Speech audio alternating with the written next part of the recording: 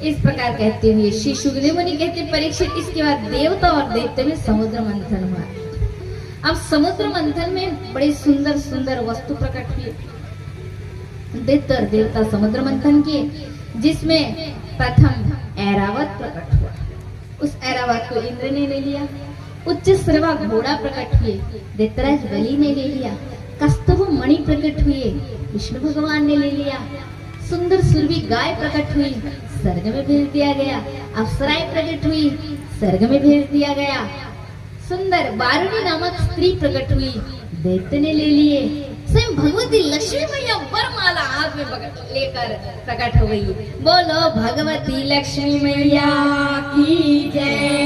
जय जय श्री राधे। अब देखो पूरा हाथ उठा है, बाकी इधर उधर तो जिसकी जयकारा किसी की मन मर्जी उठाए ना डाल, लक्ष्मी जी की जयकारा तो देना ही पड़ेगा, नहीं तो फिर पेट कैसे चलेंगे, है ना।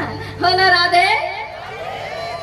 चलो इस बहाने फिर और एक बार डबल बार राधे नाम भी सबने उठा लिया, फिर ना उठाएंगे तो फिर और पकड़ में आ जाएंगे। तो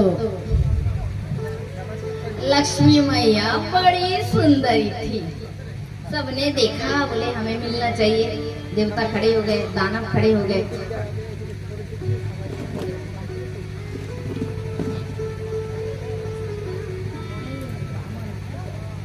देवता खड़े हो गए, दैत्य खड़े हो गए, सब आ गए। सुंदरी नारी हमें चाहिए, हमें चाहिए, हमें चाहिए। सुंदरी कौन है? तो लक्ष्मी जी वरमाला लेकर खड़ी थी, देवताओं की ओर देखा। उन्होंने सोचा कोई दानव तो मेरे लायक है ही नहीं। लक्ष्मी जी क्या सोची? कोई दानव तो मेरे लायक है ही नहीं। अब देवताओं की ओर देखा तो कोई रूप में है तो कोई गुण में नहीं, कोई गुण में है तो कोई रूप में नहीं, कोई कामी है तो कोई क्रोधी है? तो ये एक भी मेरे लायक नहीं है। किसके गले में मैं वरमाला डालूं? देवता तो इधर खड़े हैं, देवी हमें ही पहनाओ, हम आपकी लायक है, ऐसे रखेंगे वैसे रखेंगे, आपको इतना सम्मान देंगे, ये देंगे वो देंगे। किंतु लक्ष्मी जी पूरा जांच रही है, परीक्षण कर रही है कौन कैसा है। तो कोई बहुत अच्छा है, थोड़ा ज्यादा क्रोधी है, कोई सब में ठीक है, थोड़ा लोभी भी है, कोई कामी है, कोई रूप में है तो गुण में खास नहीं, आलस है, कोई गुण में है तो रूप में एकदम धब्बा है, जमी नहीं रहा है। देवता देख रहे थे, लक्ष्मी जी सीधा गई और देखा था चतुर्भुज वाले विष्णु सर्वोपरि है, गुणों में रूप में सर्वोपरि है, सर्वश्रेष्ठ है। वरमाला को ऊंचा की और विष्णु भगवान के गले में डाल दी। बोलो लक्ष्मीपति विष्णु भगवान की जय। जय श्री राधे। अब तो महाराज लक्ष्मी जी तो प्रकट हो गई, किंतु इतने में ही समुद्र मंथन चल रहा है। इतने में धन्वंतरी भगवान अकस्मात क्या किए? अमृत के कलश लेकर प्रकट हो गए और दैत्य देवताओं में आपस में धन्वंतरी भगवान की जय। श्री धन्वंतरी भगवान प्रकट हो गए। दैत्य ने बलात् करके भगवान के हाथ से उस अमृत के कलश को छीन लिया। देवता दुखी हो गए, भगवान इतना परिश्रम किए यही बस देखने के लिए। देखो देखो प्रभु, सारे अमृत दैत्य ले गए। भगवान ने कहा चिंता मत करो देवता, मैं हूं ना, किस बात की तुम्हें चिंता। तब श्री विष्णु भगवान क्या किए? सुंदर एक नारी का रूप धारण की। वो जब चलती है ना तो एकदम अमृत झरती है, तो जब बातें करती है ना तो एकदम मोती झरती उसकी दांतों से, उसकी हंसी से, ऐसे कमर लटकाए लटकाए चल रही है।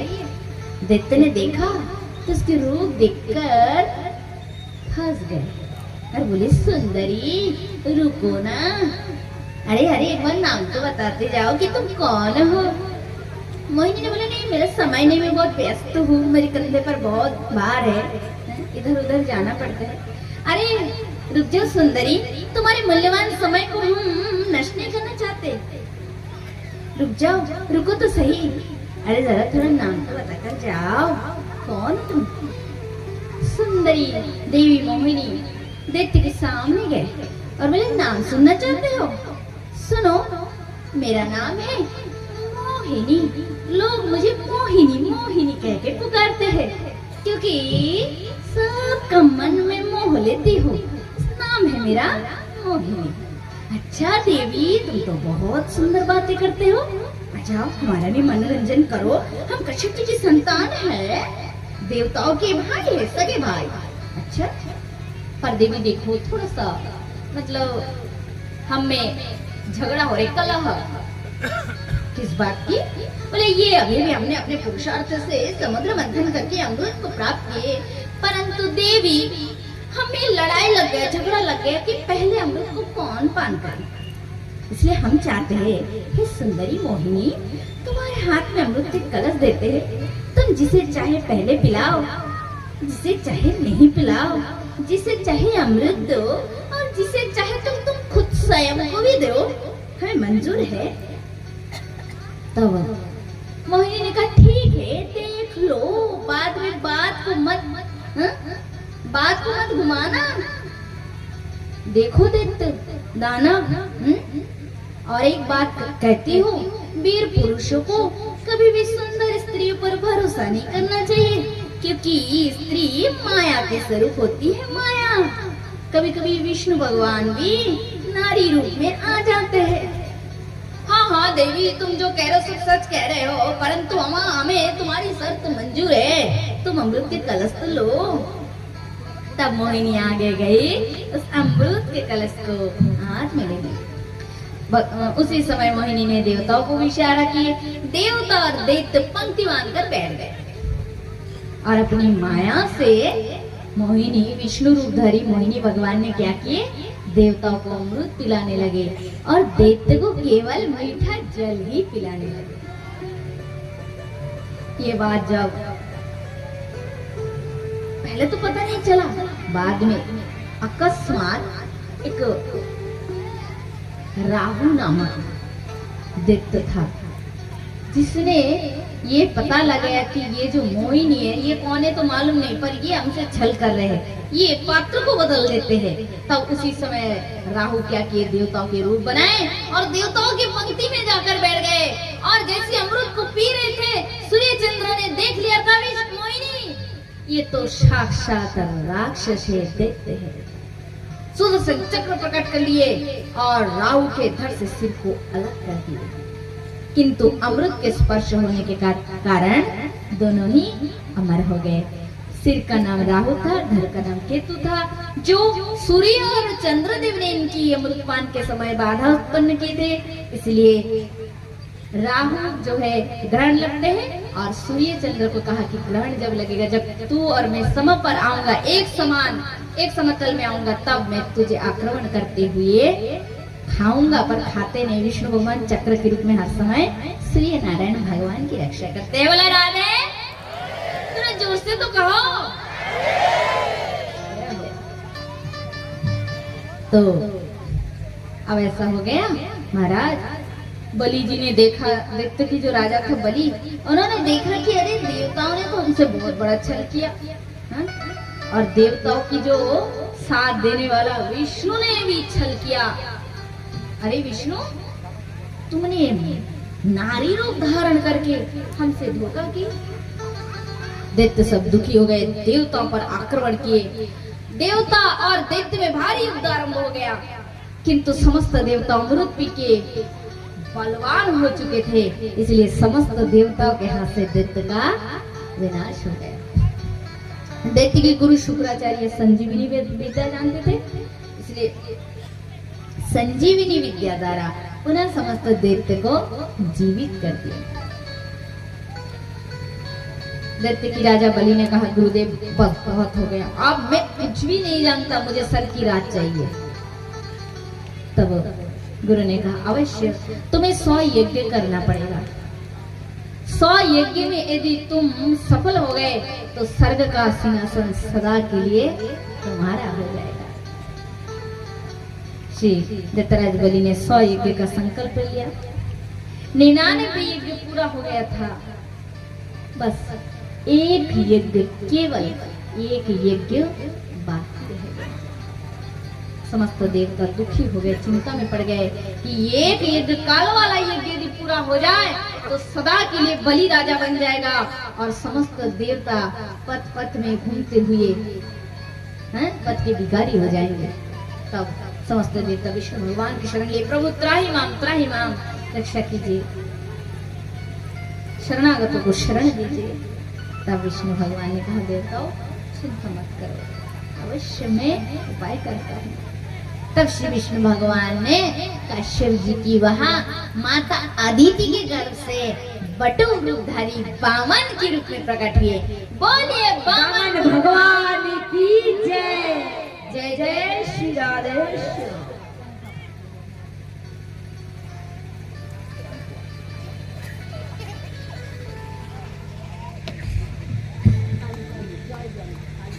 सभी ताली से स्वागत कीजिए।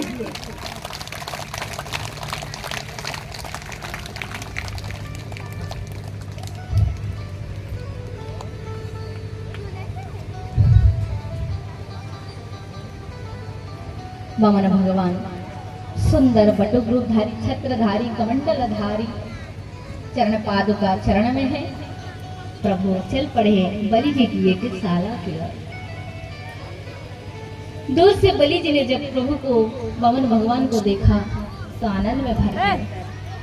वामन भगवान की स्वागत करने लगे। स्वागतम तयि नमस्तुभ्यं ब्राह्मणं किम करवायते ब्रह्मर्षिणां तपो साक्षात् मन्मते वपुर्धरम् अधनाव्यतस्तप्ता अधना पावितं कुलः अधा षष्ठं कृत्यस्य यद्भवानागतं गृहम्। तक कीजिए, ताली से स्वागत।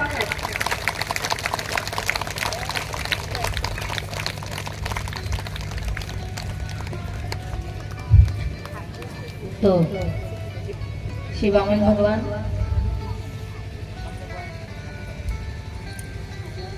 आकर जैसे खड़े हुए, बलि जी ने बड़े सुंदर नम्र वचन से वामन भगवान का स्वागत मनाया। कहा कि हे प्रभु, हे वामन भगवान, स्वागत है, स्वागत है। ये बताने की कृपा कीजिए कि हम आपकी क्या सेवा करें। क्या चाहिए आपको? धन चाहिए, घोड़ा चाहिए, हाथी चाहिए, जो भी चाहिए आप हमसे याचना करें। वामन भगवान ने कहा, राजन, हम जानते हैं कि तुम सब कुछ देने में समर्थ हो, किंतु विद्वान पुरुषों को चाहिए जितना धन आवश्यक उतना ही ले, उससे ज्यादा मत ले। इसलिए मुझे केवल अपने चरण से नापा हुआ 3 पग भूमि चाहिए। तब बलि जी ने कहा, प्रभु बहुत ज्यादा मांग लिया। अरे ऐसा कुछ मांगिए कि कभी किसी के सामने हाथ फैलाना ही ना पड़े। वामन भगवान ने कहा, राजन, संसार में किसकी लालसा पूर्ति होती है? लालसा लोग जितने बड़ा सो तो बढ़ते ही चलते हैं। इसलिए संतुष्ट ही शांति के लक्षण है। अरे ठीक है प्रभु, फिर आपको जितना चाहिए उतना ले। बोले, मुझे केवल अपने चरण से नापा हुआ 3 पग भूमि चाहिए। अच्छा ठीक है, ले लीजिए प्रभु। बोले, ऐसे नहीं, तुम्हें संकल्प करना पड़ेगा।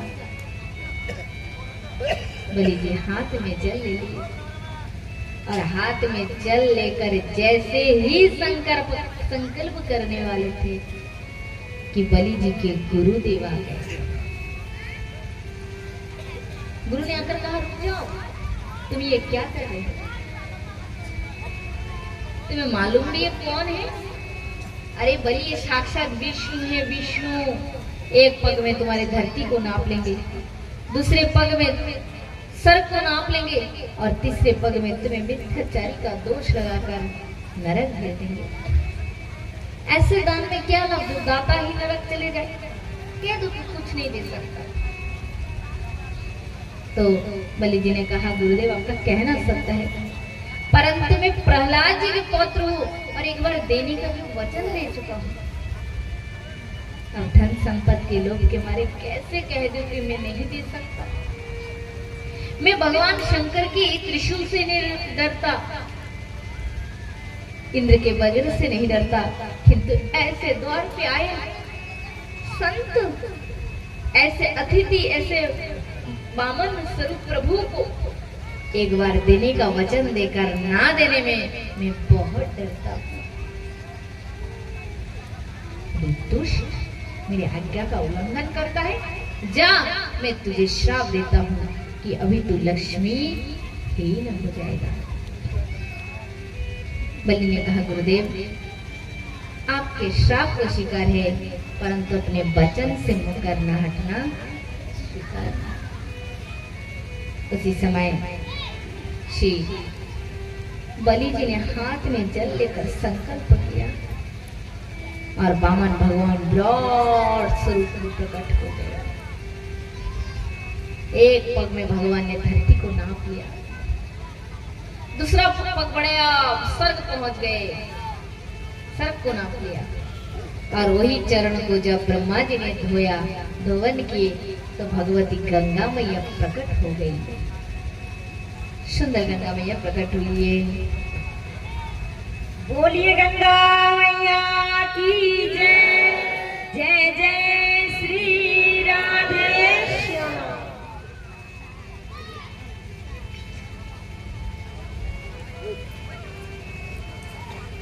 वामन भगवान ने अपने स्वरूप को थोड़ा छोटा कर लिया और कहा राजन तुमने मुझे 3 पग भूमि देने का वचन दिया, मैंने 2 पग में तुम्हारे सारे संपत्ति को नाप ली, अब तीसरे पग रखने के लिए जगह नहीं। तुम तो मिथ्याचारी बन गए हो, आप तुम्हें नरक में भी जाना पड़ सकता है। ठीक है, तो बलि जी ने कहा प्रभु अवश्य, मैंने अपना सब कुछ आपको दे दिया, 2 पग में आपने मेरा सारे धन संपत्ति को नाप लिया, तीसरा पग मेरे पास देने के लिए कोई धन नहीं है। परंतु प्रभु दाता और दैन्य वस्तु अलग अलग होता है। मैंने अपना सब कुछ आपको दे दिया, परंतु अभी तक मैं तो बाकी हूँ, अतः आप अपना तीसरा चरण मेरे सिर पर रख दीजिए। तब भगवान ने अपना चरण बलि जी के मस्तक, एकदम ताली से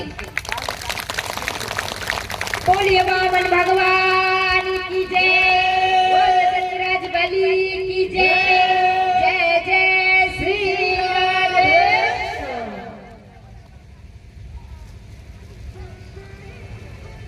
तो महाराज यदुत्तम श्लोको भवान यथारिदम वच बलि का सूर्य वर्ज मन्नते करम मितम न तत्र भारत प्रलंब्यम पदम द्वितीय गुरु शीर्ष ने मैंने दो। तो उसी समय प्रभु ने अपना चरण, प्रभु ने कहा बलि तेरी भक्ति से मैं प्रसन्न हूँ, मांग बलि तुझे क्या चाहिए। बलि जी ने कहा प्रभु आप सब कुछ देने में समर्थ है, मैं क्या मांगू। भगवान ने कहा तुमने अपनी भक्ति से मुझे प्रसन्न कर दिया, अतः मैं मनमंत्र में इंद्र पद तुम्हें प्रदान करता हूँ। हे बलि तब तक तुम अपने परिवार को लेकर सुतल में आनंद पूर्वक निवास करो।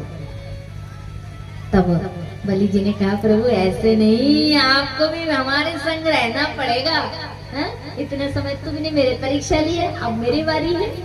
भगवान ने कहा वाह मेरे भक्त बड़े चालाक है, चतुर है, मेरे भक्त मुझे भी नचाना शुरू कर दिया।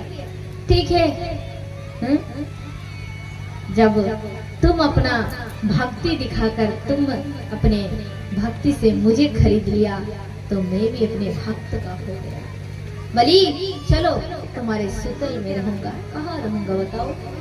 बोले प्रभु ऐसे जगह खड़े हो जाइए कि आते जाते आपका दर्शन मिलते रहे।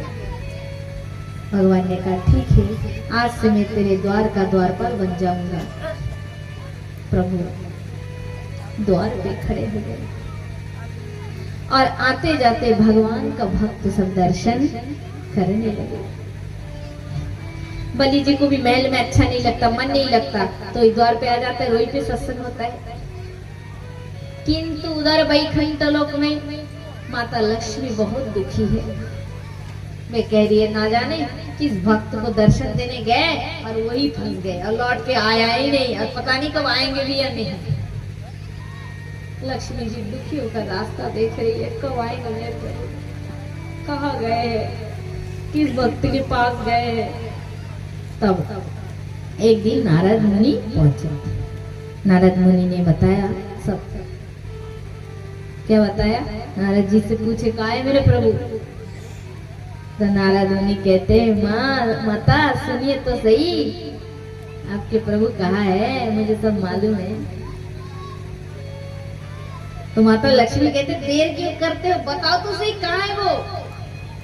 तो नारद जी कहते हैं, मैया आपके प्रभु को तो बलि जी ने सूतल के द्वारपाल बना दिए। यदि आपको अपना पति चाहिए ना, तो आपको भी सूतल में जाना पड़ेगा। और माता लक्ष्मी क्या करे, बिना पति के तो अच्छा नहीं लग रहा है लोक में, तो वे गई सूतल में, दासी के रूप बनाकर गई और वहां जाकर बलि जी के महल में सेवा करने लगी। बहुत दिन तक ऐसे सेवा करती रही। तो बलि जी ने कहा, देवी तुम कौन हो, ऐसे सेवा करती हो पर कभी कुछ लेते नहीं, कुछ तो लो, कुछ लो, ऐसे बिना लिए सेवा करते हो, तो हमें हम राजा आना अच्छा नहीं लगता है ना। तो उन्होंने कहा, नहीं मैं किसी से कुछ लेती नहीं हूँ, मैं ऐसी सेवा करती हूँ। बोले, नहीं ये कोई बात हुई है, बिना कोई धन से, बिना कोई वस्तु से जीवन कैसे चलेगा, कुछ तो लेना पड़ेगा। अरे ठीक है, आप कह रहे तो लेंगे, पर आपको पहले संकल्प करना पड़ेगा। क्यों? नहीं, फिर हम ऐसे वस्तु मांगेंगे, फिर आप कहेंगे कि नहीं दे सकता। तो बलि जी ने कहा, अरे जिस बामन भगवान को खुद को भी दे दिया, फिर और मेरे पास बचा क्या, खुद को भी दे दिया प्रभु को, और तुमको देने में मैं डरूंगा? अवश्य देवी, तुम्हारी मन की इच्छा में रखूंगा, मैं अवश्य संकल्प करूंगा। और बलि जी हाथ में जल लेकर संकल्प कर दिए। जैसे ही संकल्प किए कि भगवती लक्ष्मी जी चतुर्भुज रूप में प्रकट हो गए। जय हो भगवती लक्ष्मी मैया। बलि जी रो पड़े, मैया आप थी, मैं पहचान ही नहीं पाया, अब सेवा करती रही और मैं करा रहा। लक्ष्मी मैया ने कहा, तेरा कोई दोष नहीं है, मेरी इच्छा से हुई, बस पुत्र तुम मेरे पति को छोड़ दो, क्योंकि उनके बिना मुझे अपने लोक में अच्छा नहीं लगता है। तब बलि जी ने कहा, ठीक है, मुझसे ही अपराध हो गया था मैया, मैंने आपके पति को यहाँ बांध के रखा, सोचना भी तो चाहिए था कि अकेले आप बैठक लोक में कैसे रहेंगे। मैया मुझे क्षमा कर दीजिए, और आज से मैं अपने वचन से प्रभु को मुक्त करता हूँ। बलि जी ने कहा, प्रभु जाइए आप अपने लोग जाइए। किंतु मन में बहुत दुख था, प्रभु देख रहे कि बलि भी बहुत दुखी है। तब भगवान ने बलि के हाथ पकड़ लिया और कहा, बलि मैं तुम्हें भी दुखी नहीं करूंगा। जब पूरे वर्ष में चातुर्मास आएंगे वर्षा की ऋतु में, उसी समय मैं शयन में जाता हूँ, अतः उस चतुर्मास में चतुर्महीने में मैं सुतल में आऊंगा और तुम्हारे पास तब रहूंगा, समय बिताऊंगा। इस प्रकार भगवान ने बलि को वचन दिया और माता लक्ष्मी के संग उसी समय वहां से सुतल से अपने धाम प्रस्थान किए। बोलिए वृंदावन बिहारी लाल की जय। जय जय श्री राधेश।